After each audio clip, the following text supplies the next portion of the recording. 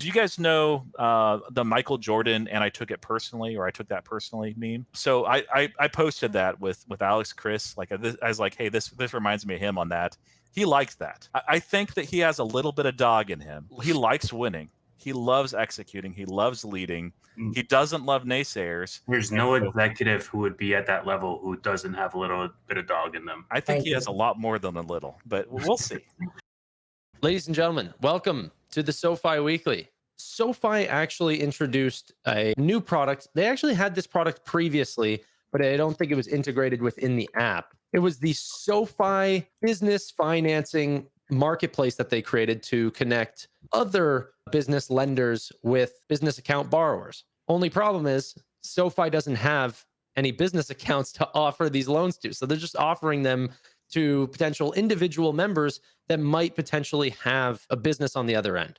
I think this is the beginning of many more products to come, because if you're going to be putting out lending products for businesses, you might want to have the clientele to sell it to. Knowing what they've recently done, getting rid of cryptocurrencies, allow regulators to potentially move forward with a new segment, this could be it, guys. Yeah, I think this is exactly what we were talking about last week. And yes, they're not originating these loans. As far as actual revenue, it's like, yeah, it's whatever.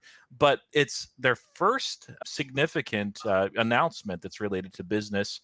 Would love if it was business accounts, but it's okay that they start here. And if nothing else, what it does is they're going to get a whole list of people that have businesses and are interested in SoFi products, so that later, when they do announce business accounts, they'll be like, okay, we don't have to like randomly advertise and hope it works out. They have a list right there. They can hit the ground running. So this is magnificent. And I think you're exactly right. It's the first of many things to come. Business accounts, hopefully next.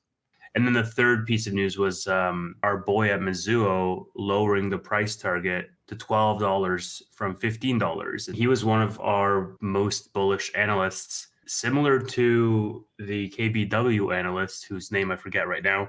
They basically changed their price targets without any new fundamental news changes. This is the thing that I fundamentally disagree with. I'm not against, somebody bullish going from 15 to 12 or somebody going from 750 to 650 or whatever. I just disagree with the fact that there's no fundamental basis. There's no company action that justified that move, especially this time around where it's like 2 weeks before earnings. You're going to get updates in terms of their financial results. You're going to get updates in terms of their full year forecast guidance. I don't understand why you would change something when you're in a position to set yourself up so that in 2 weeks you're going to have to change it again, because your models are going to be outdated at that point. Not a huge piece of news, just a little bit discouraging, I think, from a bullish sentiment perspective, especially because Dan Dolev at Mizuho was one of the more bullish analysts at SoFi. And likewise, Dolev downgraded PayPal literally right before their big announcement. It's all stuff that's been gone over. He was one of the most bullish on PayPal. He's also bullish on Hood. I've not seen him downgrade Robinhood yet. Maybe I missed it, but I don't think so. And it could just be that he's just souring on where the market's going and wants to lower those price targets. But I think it's silly as well. Like, unless you have a substantive reason, just wait until earnings. They're going to give full year guidance. They're going to let you know what's up. And based on that, you can say, okay, we're going to raise lower. It makes just a lot of sense. It's in 2 weeks. So playing around with the short-term figures that's fair if he doesn't believe that the macro in 2024 will be positive in SoFi's case. But I don't think that his overall view on SoFi has changed. I think that's merely a price target. But that's just going back to whenever he was on CNBC, I think, and he was doing a top 5 financial services companies in order. I think SoFi was number 3 behind Robinhood, and then Affirm at number 1. PayPal announced that they'll be doing a live event on YouTube January 25th. They are going to be talking about all of their newest innovations for PayPal and Venmo. PayPal is leading the way to provide safe, secure experiences to consumers around the world. I invite you to join us on January 25th to hear about the next chapter of PayPal and how we're going to revolutionize commerce again through AI-driven personalization for both consumers and merchants. Very, very enthusiastic about this AI-driven personalization for consumers and merchants. Sounds interesting. Just to back up. So the announcement came out one day. The next day, he was on CNBC. CNBC guy said, "Hey, all these analysts are downgrading you. What do you think about that?" And he's like, "Well, we're going to surprise some people. We're going to shock the world." And they said, "Okay, well, how are you going to do that?" He laid out a series of things, but the first thing he said was that first look. And I think it's named very aptly. It's the first look of the new PayPal. It's the idea of like the streamlined, everything is succinct and working well together, versus in the past, execution was not, and efficiency were not top priorities at PayPal, I would say. By the way, some people came away from this and they thought this is just the buzzwords, it's meaningless, doesn't mean a whole lot. I've researched Alex Chris a lot before I initiated the big part of my position. He was talking about AI, back in 2017, 2018, vociferously, machine learning and all of that as well. Knows small businesses very well. So this is not a, hey, let's just get the stock to go up a little bit because analysts are jerks and we want to stop the series of downgrades, because 4 straight downgrades already this year. But there's going to be some substance. I don't know what this is. He talked about conversion rates, mentioned that a couple of times. He talked about advertising and the cost of advertising for small businesses. I don't know that relates at all, but whatever AI product they are likely to submit is something that's going to work on conversion rates. So when a consumer comes and looks at the web page, and they're just browsing around, merchants want that to land in sales. And usually that's just their responsibility. Adyen has taken some steps to try to help conversion rates on their end. And so this is, I think, adding to the value proposition of PayPal. So if they're able to help those that actually use PayPal branded lead to more conversions, which, by the way, in the past with PayPal, people recognize PayPal, they feel safe using that. This is something more. And so if they're able to accelerate those conversion rates, bring meaningful value add there, it means more revenues are coming in, but also the value proposition of branded is much more significant. And so that begins to grow. And in turn, those margins that they need to inflect will begin to inflect. It's not going to be overnight. It's not going to be quick. With him being so new at PayPal, it's really difficult for myself or everybody, the wider market in general, to baseline their expectations on an event such as this one. So for example, I've been a Tesla shareholder for years, and they have these events, Investor Day, Battery Day, AI Day, so on and so forth. They're all cool, like from a science perspective, but they always are like a flop because people's expectations get ahead of themselves and they're expecting this mega announcement, which never really comes. It's just them reiterating whatever their mission statement is and how they're going to get there, essentially. And so when I saw this, I thought to myself, well, it could go that route where it could be a totally normal, hey, we're actually layering in AI onto PayPal. We're going to be streamlining it, having these strategies. And it's all long dated, non-committal, like generic stuff they're doing to increase operational efficiencies that people might be expecting some big announcement and not get it. Or it could be like, hey, we're buying Pinterest again, or like anything in between, simply because I don't know the type of CEO who I'm dealing with. He's never done these types of events before. We don't have any prior information to help us guide what to expect for this new event. But yeah, you're right. A lot of these end up in flops. I think there's some meat on the bones here. One of the reasons why is if you go back to August, John Kim doesn't have many interviews or discussions very often, but he mentioned we're working on 3 AI products of note. One was on fraud detection. One was on like some autofill stuff. It's like no big deal. And then he mentioned a third one, which he said nothing about. And he said the timetable to implement these is 120 days. If you count, it's like we're here. So these are not products that are Alex Chris necessarily. I'm sure that he maybe sped things up or tweaked some things here, but it's John Kim, who's been there since September It's the of chief 2022. Chief Product Officer, yeah. Optimism was at an all-time high for Tesla's investor days, and PayPal is the complete opposite. It's full pessimism. Through X, it can seem like there's a lot of people voting on PayPal, but the truth is, look at the stock. Look at the valuations on this company. To bet bullish on PayPal is not the consensus vote right now. Very similarly with Adyen. Adyen came out, they didn't come out with a crazy investor day or anything along these lines. They said, hey, everything's still on track. We're just doing business as normal, but this is how we're doing things. And this is what we see in payments going into the future. The stock ran up 35% on that day. So I do think that sort of greed and fear scale can put a lot of the pressure on those companies to perform during those days.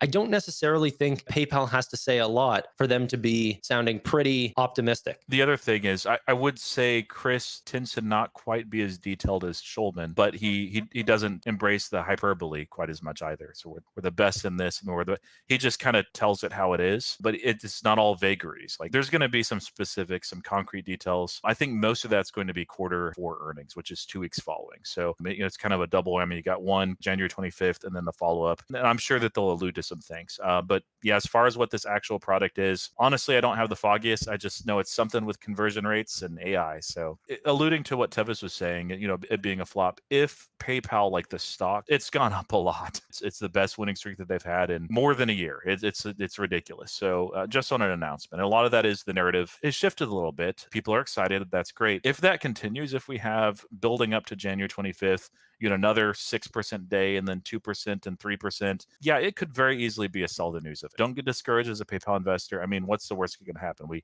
get back to the 60s. I will say one thing though, retail investors are impatient, but analysts can be quite impatient. And so Alex Chriss came on. The only appearance that he had prior to this was the Q3 earnings. Phenomenally executed, done very, very well as far as the presentation itself. Part of this rise is just the CEO is actually, he exists. He's been very busy. If you look on LinkedIn, if you look on some different things that people have said, he's had a lot to do. But I'm really hoping that this is the beginning of a few more appearances. He doesn't have to show up every single week on CNBC. But a couple of times a quarter would be really good, especially when you have a communicator like Alex Chriss. He does a great job in front of the camera with questions, exudes confidence and competency. So I love this as an investor. The other thing that Brad Freeman noted, there were some allusions to cost cutting, to right sizing expenses. Yeah, hopefully we get rid of some of these smaller companies that aren't really a part of the bigger picture. I think whenever he got in originally, people were worried about really large M&A. And he said, no, actually, we want to right size our expenses, get back to the core product. And there's a lot of bloat. The answer is layoffs. I think it's a good chunk of it, yeah. Like every other company is doing layoffs in January. It's not that big of a stretch. What has to go wrong here in this investment for the valuation to not make any sense anymore? Them generate less earnings and less free cash flow. The difference right now is PayPal is trading at such a crazy valuation that I don't know how much more of a margin of safety you can get on this. A company that's currently trading at basically 13 times what is expected for 2023 earnings, 12 times this year's earnings, and 10.5 times next year's earnings. I mean, this is crazy. You got 24% EPS growth over the next 2 years. When you look at free cash flow, they've consistently said that this year is going to be $5 billion. They're trading at 14 times their free cash flow. That's cheap. That's very, very cheap. Dead companies don't grow. Are margins still falling every quarter? Net aren't. Gross transaction margins are. The rate of the fall is decreasing substantially, and it won't invert Q4. Chris, you don't think it's going to invert in Q4? They specifically said that. Like if they did, that would be the shock of all shocks. The stock would absolutely rocket because that is what analysts, that's what most people are focused on, hyper focused on, in fact. Even if margins do slip a little bit, if transactional volume increases and more than offsets that just means that they're going to generate more money. So you got to look at all sides of the equation. You can't just go with, margins are decreasing. PayPal has more than enough firepower in their profitability and their balance sheet that they could take the next year to restructure. And while that would suck for shareholders, from a long-term perspective, it could be the best thing possible. I mean, we got to see what happens on the 25th and with earnings, but these valuations don't make sense. And just so everyone's clear, operating margins are improving, right? It's why mainly EPS is growing faster than revenue. That's all great, but you can only grow it as fast as transactional margins. And so if that continues to decrease, people sort of see the end of an expansion era for PayPal, where if they can turn that around and go back to expanding on transactional margins, then the sky's the limit for operational margins. And that's the exciting part, that they can cut costs maybe in certain areas. Sales and marketing, they've been slashing like crazy. But still, there's so many other aspects to that. If they can do both, we're in a really clear environment. I mean, since 2014, you've had year over year revenue growth. And when you look at the balance sheet, This is a company with 11.5 billion in on-hand cash, long-term investments of almost 4 billion. And when you go to debt, they could write a check tomorrow and still have more cash on hand. This bear case does not make sense. It's all predicated on Apple and other companies eating PayPal's lunch. And quite frankly, there's no evidence of that. In the 70s, to me, it's still undervalued significantly. It has a ways to run. But the biggest thing is that the narrative has always been, okay, the margin point, we talked about that, and then the lack of innovation, which they've been reliant on mergers and acquisition for a while. The question is, can PayPal innovate, or is it a dinosaur that's going to eventually go extinct? Very slowly, but eventually. This does shift the narrative somewhat, and it certainly attacks one of those bear cases. At a high level, anybody who's been in the markets for more than a year knows that in the short term, once that market psychology turns on you, there is no good thing that you can do to flip that narrative. But once that narrative is flipped and the wind is at your sails a little bit, it really turns around in a very fast manner, right? And so if the 25th goes well, if earnings goes well, and if Chris says the right things that the market wants to hear, okay, margins are going to go up, we're going to be streamlining, we're going to be doubling down on their profit center, so on and so forth, that can really start a sustained move upwards and buck that trend that we've been seeing for PayPal, because it seems as though nothing else possibly can. What do you guys think about X payments? That's the third part of the bear case. We talked about margins for PayPal. We talked about innovation and then competition. So it's an ironic twist. I believe initially Elon Musk had a company called X. And of course, he was one of the PayPal mafia. Now he's getting back into payments through buying Twitter, calling it X, and then turning it into a payments platform. We don't know for sure what this is. It's been pretty vague as far as what they're able to do. They have applied for a lot of different state licenses to be able to do this and operate this. It looks like they're actually going forward. The biggest thing in payments is actually trust. That's why PayPal over the years has done quite well, is because it's a name that people respect and trust. They know it's there for the consumer. We probably all like Elon quite a bit. I really like him. I respect him. Don't love everything he does, but just an amazing guy. If you look at the world doesn't always agree with that. There's a lot of people who aren't just ambivalent to Elon. They hate Elon. They think he's horrible. They don't trust him at all. If somebody owns a company that does payments, and you're like, I wouldn't trust this person with anything, you're not going to sign up and use them for payments ever. This is not going to be much of a dent in any of our payment companies. It's not going to kill SoFi.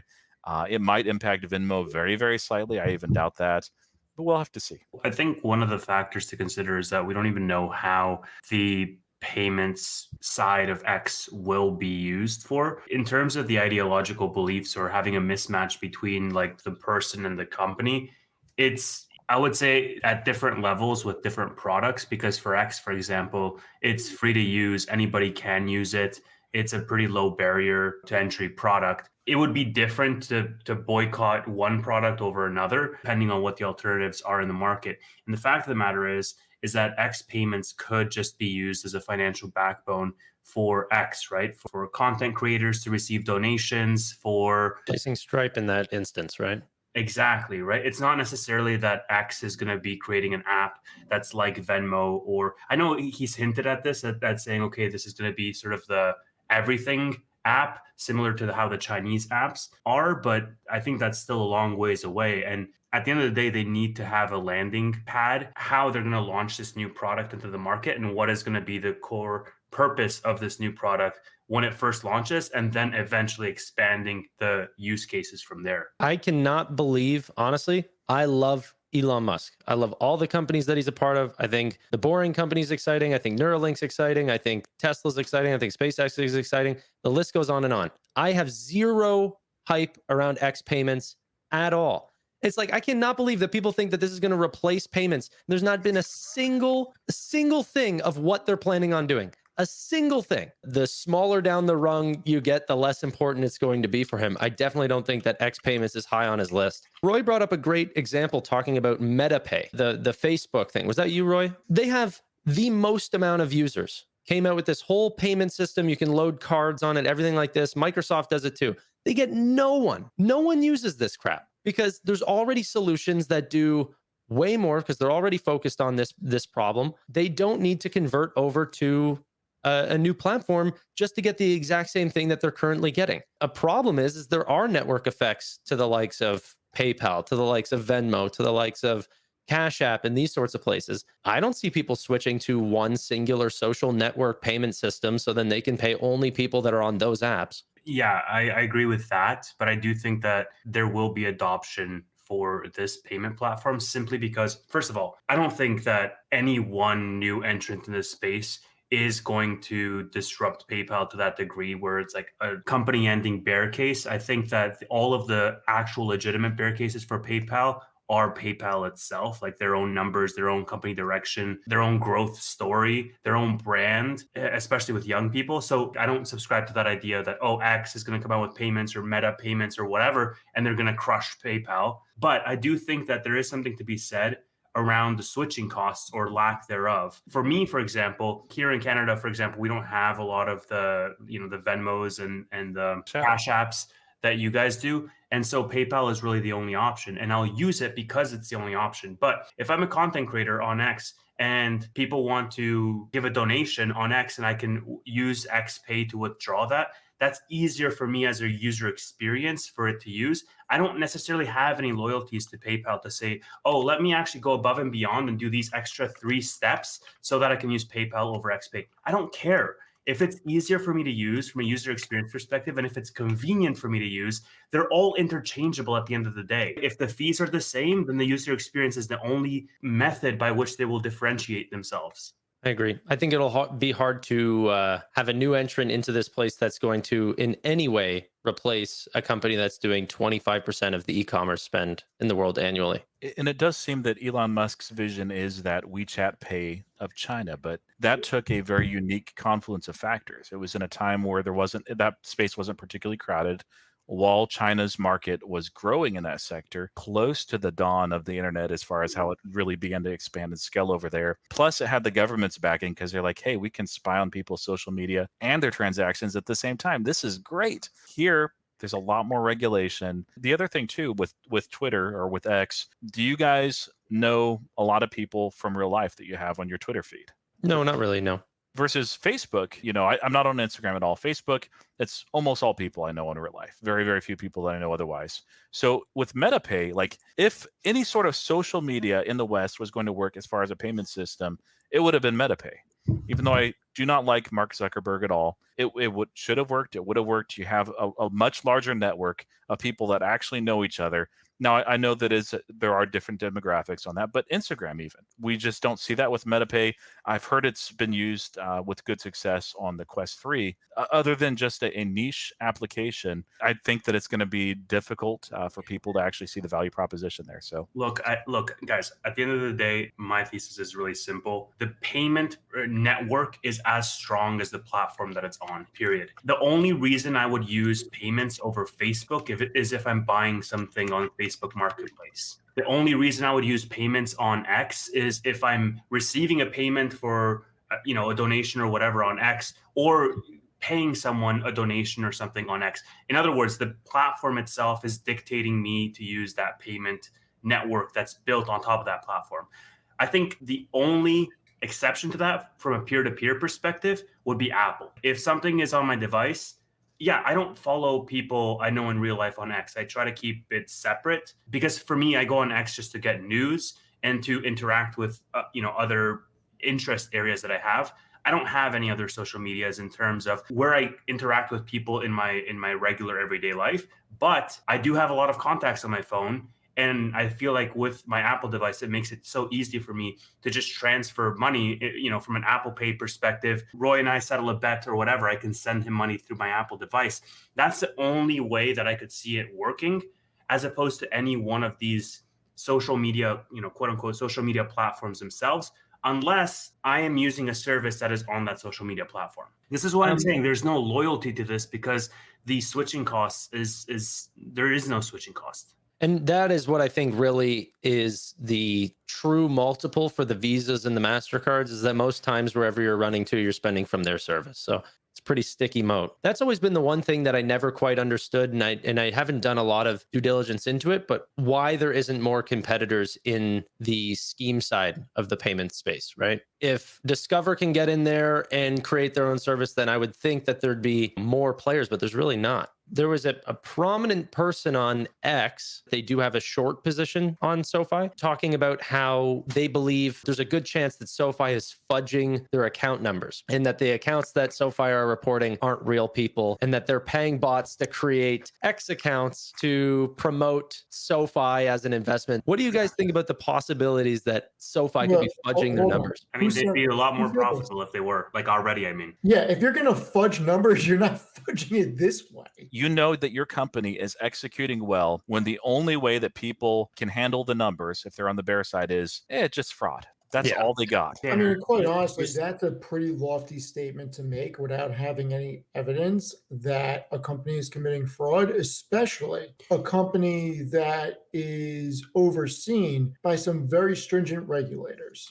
Well, yeah, it's almost like he has a short position and hopefully has a short position. People can fall in love with the stock. I know people say, hey, don't ever fall in love with your investments. There was just recently, and you'll have to remind me of the name of this, but with the GameStop and AMC saga with Robinhood, people fell in love with those stocks regardless of fundamentals. I don't know about you guys. I actually made bank off AMC. Throughout time, over the past year or so, I've seen several flare-ups of people in the FinTwit community crying wolf with regards to SoFi and fraud. I don't know this latest instance, but almost always it's a confusion around their accounting methods, around the held for sale, held for maturity, around the fair value accounting. Like it's a confusion around how they report numbers, less so around like them flat out lying about the numbers. The problem is it came from Ram, who he's no dummy, to be honest. I think that he got to a point similarly that Chris Patel did before he got bullish on SoFi, where he brought up a good point, a red flag, didn't like it, and then started looking for anything and got lost in the weeds, right? Trying to look for red flags where there were none. And Ram did the same thing. He brought up a really, really great point on a securitization issue and got a big spotlight from the SoFi community because he knew a lot of information about their securitization process than anyone else did. He does come from a real banking background. Now he's just getting completely lost in the weeds going, is it possible that you can gain 700,000 accounts? Are they paying off bot? And then you just lose all credibility. But not only are they regulated by the SEC, they're also a fully chartered bank. They're regulated more than most securities on the entire exchange. If you can't trust the OCC, the SEC, the Fed, and all of these ones, it's probably best you just jump out of the stock market because you got a lot of mistrust in your heart, and it's hard to find securities if you're not going to trust a bank. When you get to that point, I'm kind of happy if you have a short position, like please post a screenshot of your short position. I'd love to see it. I mean, we just had this, man, with a KBW analyst. Like they say, oh, well, this is my argument as to why the stock should go down. Literally 2 days later on the SoFi Weekly podcast, we deconstruct a lot of those arguments and find out that they're just FUD, but the damage is done on the stock. And so there's no repercussions for a lot of these people to say whatever the hell they want to say on X and have material impacts on the stock. Now, you could say on one side that that is a weakness of the stock, that it can be so easily influenced. But at the same time, like if you have a counter argument, you're more than entitled to it. But I just take it a little bit more seriously if you have some skin in the game, you know? Well, look, you can not like a stock. You can think it's overvalued. It may not be the right investment for you. But to call fraud without proof, there's an issue there. He said social media stock price promotion is also illegal. You presume compliance. Chris Hager responded and said, yes, I do believe that SoFi is not committing fraud or engaging in illegal activities. Not complying with know your customer would constitute an illegal activity. And he kind of went quiet after that. Hopefully he even realized, I think it's confirmation bias. He's failing to also see that SoFi is nearly, not quite, but nearly a cult stock. Just going through all these accounts of people who just like posting SoFi content. A lot of the people who are, like this, look how early this account was made amongst all these other positions. JPM, it just seems like someone who likes talking stocks. 3 followers too. I mean, you got to watch out for that stock pumper. Or it's just a new account, as if there's not new accounts that can come online. Literally their name is invest at your own risk. It was good. I like having both sides. I think IP banking research and these sorts of people, there's a couple Twitter accounts that really are not super fans of SoFi that do put up good points on the company that I think are great to listen to. But even like IP banking research, for example, just put out a Seeking Alpha article talking about how they are done shorting the stock. They believe that the growth has been a little bit too impressive lately. They might even become bullish if the tech platform can prove that there is a valuation multiple that is worth it for SoFi. But they want to see that. Converted now. He's converted. But this low, what's the risk? Right. Is it fraud really that they're paying bots? That they're not going to be gap profitable after saying there's no bear case. There is, but it's so weak right now. The bear case is if they don't hit profitability, this thing's either going to sell at book value or tangible book value. And that's either 528 or 342. You know, there is certainly a bear case and there's certainly risk. If for some reason they don't become gap profitable in 2 weeks for the Q4, they've been toting that so much. They don't hit that. This thing's selling off hard. Alpha is found when you have a company that's executing on all cylinders, that is growing very well, that has really good leadership in place, and yet the stock price keeps falling. It is frustrating. I've been in those stocks, but at some point, the market wakes up and says, okay, this no longer makes sense. And the stock gets to where... look at Meta. Meta at 98 made no sense. The reason why profitability is so important, and we've been talking about it for so long, and management has been talking about it for so long, there are literally numbers of funds and large institutions who physically can't buy SoFi because they are not profitable. And so once they become profitable and they guide for profitability, not only are they eligible for indexes where all the big boy money is, but they're also eligible for a lot of these institutions to start loading up and for that percentage of institutional ownership to go up. And what happens when those guys invest, the stock price will follow. And this is why you as a retail investor have alpha at this moment, because you can invest on the forward expectation that, hey, they are just around the corner going to become profitable. Whereas a lot of these bigger institutions, they can't do that. They need the confirmation, and maybe they need the confirmation for several quarters. And then they can start doing that because they're playing with pension funds. They're playing with, large sums of money. And that's where, this is the whole Peter Lynch idea, right? That's where the retail investor will always have an advantage over these large institutions, is because the retail investor can place concentrated, risky bets, quote unquote, risky in unprofitable companies. Whereas institutions, a lot of the time, they want to wait for that confirmation of profitability. Stephen actually wrote an article on this a little while ago, back in May of 2023, but it was mainly based on this Anthony Noto quote. 5 years from now, I'd be really disappointed if we hadn't added a significant number of members. We reported last quarter at just over 5 million. If we started adding 1 million a quarter in the next couple of years, we could easily be in the 20 million plus member range. I would hope that we would have at least 2 products per member, and that means some would have 4 and some would have 1. And I would hope that we would be well into the top 10 financial institutions as it relates to banks from a scale of market cap, as well as other measures that people rank banks. Well into the top 10 financial institutions, meaning banks, in terms of market cap, places them about a $50 billion market cap. And what they're saying is over the next 5 years, 1 million a quarter in the next couple of years, we'd be at 20 million. Management is not shy of being, extremely bullish, but who knows? Whenever you're fudging the numbers, you can put whatever number you want. So, hey, we'll be there pretty quick. All right. Talk to you guys later. Bye now. Thanks, everybody.